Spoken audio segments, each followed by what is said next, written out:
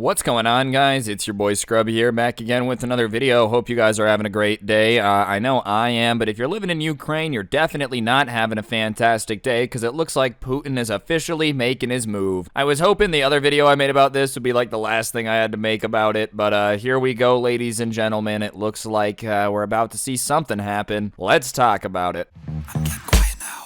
Laying low when you reach zone, wiping down. Making out stack the Alright, so honestly, things had kind of remained in that stalemate state of like, okay, we keep saying Russia's going to invade Ukraine, they keep having troops there, but they're not really doing anything or invading. All that changed with the speech from Putin today, where he basically said that he supports the regions that are trying to leave Ukraine and join Russia. Putin recognizes independence of Ukraine's separatist regions, and the steps threaten to escalate tensions in the West and give Russia a reason to move troops into eastern Ukraine. Basically, for those of you that don't know, there's been a civil war going on in Ukraine since 2013, 2014, maybe a little bit earlier. I'm not 1,000,000,000%, but you guys get the idea. And the regions where the civil wars are going on happen to have very Russian populations that want to go and rejoin Russia. Ukraine was a part of the Soviet Union, you know, so at one point they were united. And these regions obviously had a lot to do with like Putin thinking that it was a good idea to be involved in the first place, because he has support in those regions for himself. And it wouldn't be the first time they sniped a region from Ukraine, because they also took Crimea before too. So all in all, you know, this is not spelling out the best thing that could have possibly happened, because it's basically Putin saying, I'm going to do what I can to support these regions joining Russia, which,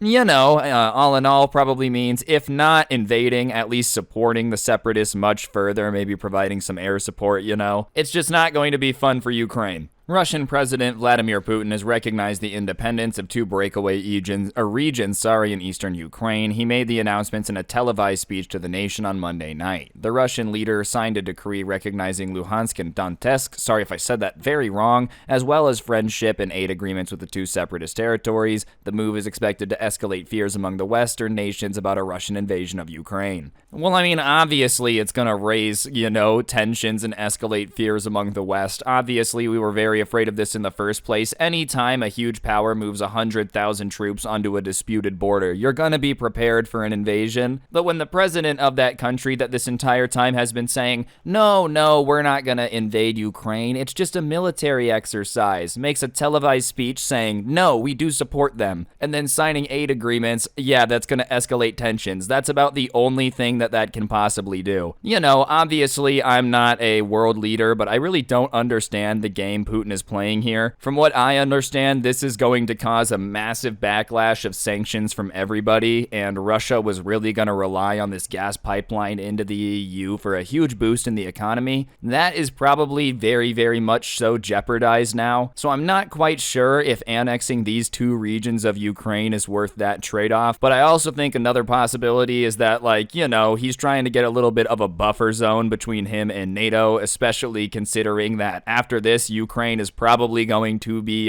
begging to join NATO. I mean, at this point, like, Russia has picked off 3 of its states and basically said, you get to join Russia. At that point, you need all the defense you can get, right? They're not respecting your sovereignty, so you gotta do everything you can to protect it from getting annexed further. If Mexico tomorrow just said, hey, we're gonna take 7 of your states, we wouldn't be like, oh, you guys are probably gonna stop there. No, we'd be like, you're not taking the states. Canada is just like, hey, North Dakota's ours. I've got a feeling we'd have something to say about that. You can't blame Ukraine for not being stoked about just giving up 2 of its regions to a power that keeps annexing more and more of it. German Chancellor Olaf Scholz and French President Emmanuel Macron have expressed disappointment in phone calls with Putin. In his address, Putin said he was confident in the Russian people and that they would support his decision, and he also described Ukraine as a vital part of Russia's history. Monday's development came amid an uptick in violence in the long-running conflict between Ukrainian troops and pro-Russian rebels. Dude, yeah, the ceasefire was not doing a whole lot of ceasefiring either. I think they said there was 1,500 reports of the ceasefire being violated in like one day. You know, call me crazy. I feel like if a ceasefire is violated over 1,000 times, can you even call it a ceasefire anymore? You know, like the outside no longer has birds chirping, just AK-47s firing, and they're like, the ceasefire's still in effect, guys. Honestly, these tensions have been absolutely insane to watch escalate only because everybody's moves have been super confusing. Like, the United States keeps being like, they're gonna invade Tuesday, and then they don't. And then they're like, Wednesday, and then they don't. Like, it's just been very bizarre. And then at the same time, you're not really sure why Putin's doing anything that he's doing. Overall, it's just like the entire world hanging in the balance, hoping a war doesn't kick off because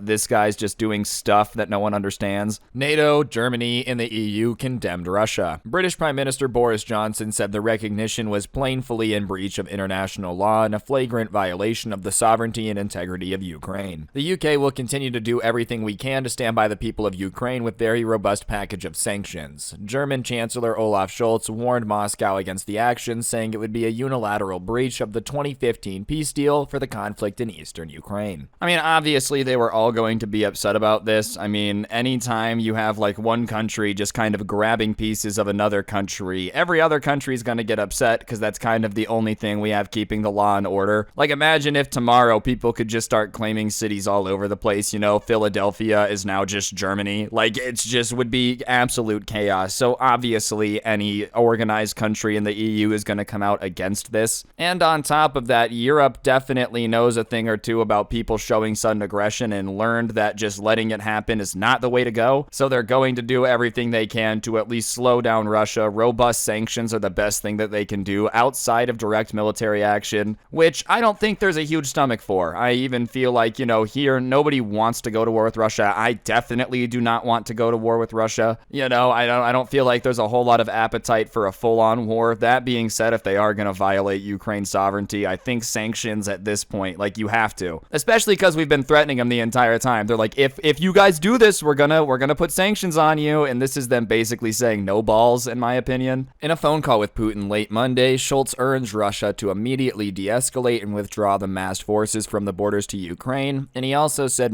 Moscow had a particular responsibility to set signs of detente. EU Foreign Policy Chief Josep Borrell told reporters in Brussels that the bloc was ready to react with a strong united front if Russia recognized the territories. NATO Chief Jens Stoltenberg joined the international condemnation of the move, saying this further undermines Ukraine's sovereignty and territorial integrity, erodes efforts towards resolution of the conflict, and violates the Minsk agreements to which Russia is a party. Moscow continues to fuel conflict in eastern Ukraine by providing financial and military support to the separatists, and it is also trying to stage a pretext to invade Ukraine once again. I mean, at this point, all they can really do is voice that they're upset with it and roll out the sanctions, you know? If he's determined to really invade Ukraine to the point where he's just gonna go out on television and be like, yeah, I really want that and I'm gonna go get it, then I don't really know how much else they can really do with talking than just start putting the sanctions on. You know, obviously, we all wish that it would have come away with the point that everybody could just threaten each other with sanctions and nothing would really happen all willy-nilly, but if he's gonna go out and say, I support the separatists, you gotta put the sanctions on. And that really sucks because what's unfortunate is, like, obviously governments of the world have all this beef, you know, and the people are the ones that really suffer. Like, if they do end up putting a bunch of insanely strong economic sanctions on Russia, the Russian people are the people that at the end of the day are going to, like, really have it suck for them, you know? Putin definitely might get to a point where it's going to make him uncomfortable enough that he has to concede or do something differently, but at the end of the day, he's still the guy in charge of the country. The sanctions, they've openly said their goal is to cause inflation, you know, and the only people that's really going to, like, it seriously hurt is the just Russian populace. But unfortunately, that's, like, all they can really do, you know? We're just in this really weird situation where, like, all right, we told you over and over again not to continue to invade Ukraine. You're saying you're not gonna quit doing it, so we have to put the sanctions on, you know? It's not something that we want to do. It's unfortunate that the Russian people are going to be the people that have to deal with all the crap because of this, but, like, man, we just can't let your leader just take countries, you know? Overall, I hope everything gets solved with economic sanctions, or, you know, I hope we don't end up in a situation where World War pops off, because I kind of like the world not at war, you know? Call of Duty World at War was a pretty good video game, but I'm not trying to LARP. I'm really not trying to do that. I'm okay with video games just being video games, but regardless, that's kind of everything that I have to fill you guys in on. If you did, you know, appreciate the video, I'd appreciate you taking a second to press the like button. Let me know in the comment section down below what you thought. And, of course, subscribe if you're new and turn on those notifications. If you really want to be awesome, I'll put a link to the intro song down below, along with a link to my podcast, The Scuffed Cast, or you could use code SCRUBBY at the G Fuel checkout. Last but not least, I do put some of my content up on Spotify, so if you want to listen offline or without gameplay, whatever floats your boat, the link's going to be in the top of the description. And you can find a link to the merch store at the bottom of the description, so be sure to go do that as well. And yeah, on that note, guys, that'll do it for the video. Don't get anyone pregnant. If you do, make sure they're hot, and I'll see you guys next time. I'm out. Peace.